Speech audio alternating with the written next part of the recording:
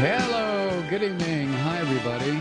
Welcome to tonight's program. Yes, it's Wednesday. It's church night. Church night all over the South. I don't know about the rest of the country. It's been so long since I have escaped from the South for any length of time.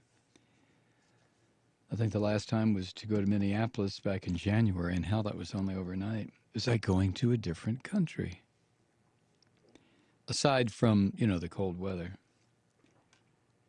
Church night, in recognition of all those Wednesday nights that fundamentalists go to prayer meeting, where they impeach their Lord to save the country, save them from cancer, and make sure that Uncle Harry gets a job because his kids are going to school in tattered clothing.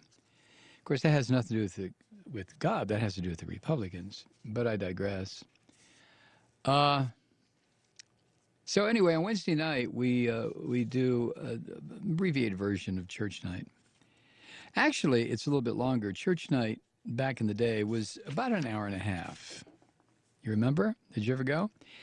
You get there with the older people about 7 o'clock. By 8:30, everybody would be prayed out. It would depend on the group. If you had 12 or 15 people there, that was the worst thing you could see if you were 11-year-old, when you went into the upper room with your grandparents and you're thinking, oh, God, get me out. Your prayer was, God, get me out of here in 30 minutes, please. And if there were 6 or 7 adults, you knew the prayers, they would be intense and full of pleadings and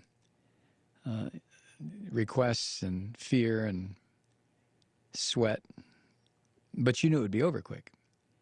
6 or 7 people. But there were 2 things that used to freak me out. Number one would be if I went to the upper room with my grandparents and the preacher was there. Oh, no! Because that dude could pray for, just like ever. And the other thing would be if there were 12, 14 people there.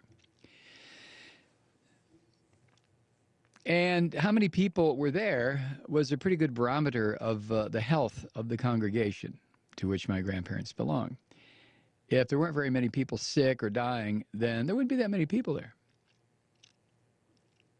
But if there was something going around, a real bad flu that was wiping people out left and right, or pneumonias or whatever, then there would be more people there.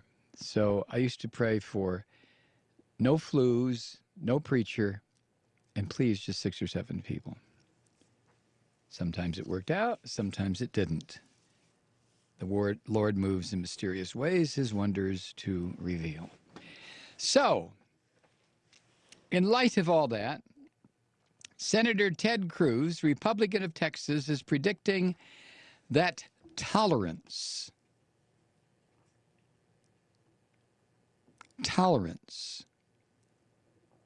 of equal rights for LGBT people will result in Christianity being defined as, his words, hate speech. In a recent interview with the Christian Broadcasting Network, the host told Cruz that activists saw the opposition to same-sex marriage as, quote, hate speech from the pulpit, end quote. Well, that's exactly what it is. What the hell would you call it? Of course it's hate speech from the pulpit.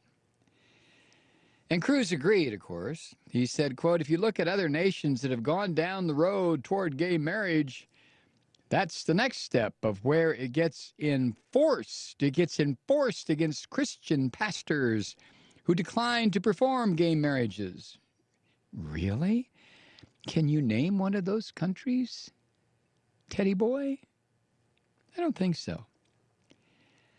It gets enforced against Christian pastors who decline to perform gay marriage, who speak out and preach biblical truths on marriage that has been defined elsewhere as hate speech, as inconsistent with the enlightened view of government. What the hell does that sentence mean? If you can figure that one out, really figure it out and lay it out so that a simpleton like me can understand it, do so. Email it to me, and I will send you $1 million.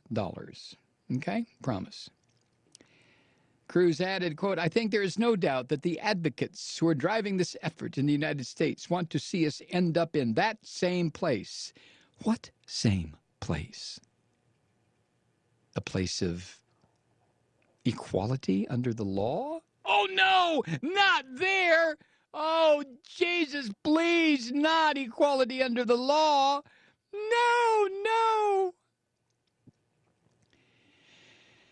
Mr. Senator Ted Cruz, Republican of Texas, also told the Christian Broadcasting Network host that the country was in need of a spiritual revival because, quote, we're at the edge of a precipice. We are, Ted, thanks to you filthy little bastards in the Republican Party who have put us there. We are at the edge of a precipice, Teddy boy, but you and your ilk, I love that word. You and your ilk are the ones who put us there. Cruz warned, you can just see him pointing to the heavens. If we keep going down this path, we're risking losing our nation. We're risking losing the incredible oasis of liberty. Hey, yo, Ted, hey. Hey, Ted, do you know that all your little secrets are already known by the NSA? All the stuff that you do that you think nobody knows? Come on, Ted. We know what you do. We know what you do when you get on your computer. We know what you do when you send emails. We have even scanned your letters. We listen to your phone calls. So this oasis of liberty you're talking about? Not for you, Ted. We know exactly what you're doing. And regarding Ted Cruz, Al Babe, the writer-artist formerly known as Al Gordon, Al Babe wrote, besides the mindless bigotry and hate and the McCarthy-like trumping up of causes for simpleton conservatives to ally themselves to, the thing that really annoys me most about Cruz is the phony populism and illiterately profiled Americana and those slanted, faux, caring, and concerned eyebrows. The guy makes me want to barf. Well, Al Babe, I get it. I really do. Ted Cruz. Church night. I wonder if Cruz is in church tonight. What do you think? You think he's in church? It is Wednesday night, Teddy boy. Conservatives have a particularly soft spot for babies. They tend to have more children than liberals, and they are much more likely to oppose abortion rights. They also appreciate the power of babies. In December, Ross Douthat, however you pronounce his name, wrote an op-ed for the New York Times titled, More Babies, Please, which noted that the United States' relatively high birth rates would give it an edge against aging rivals around the world. Yes! Have babies for the emperor! Have babies for the war machine! Have babies for the capitalists! First Focus, however, an advocacy group for child-friendly policies, released today its latest children's budget, which shows how federal spending on children has declined more than 15% in real terms since 2010. Eduardo Porter, writing in the New York Times business section, reported on this today. First Focus says the fiscal stimulus in 2010 raised spending on programs like Head Start and K-12 education. Some school districts have been forced to fire teachers now, cut services, and even shorten the school week. Head Start has cut its roles. Families have lost housing support. And the 2014 budget passed by Republicans in the House cuts investments in children further by reducing money for the Departments of Education, Labor, Health and Human Services. Yeah, they love babies, don't they?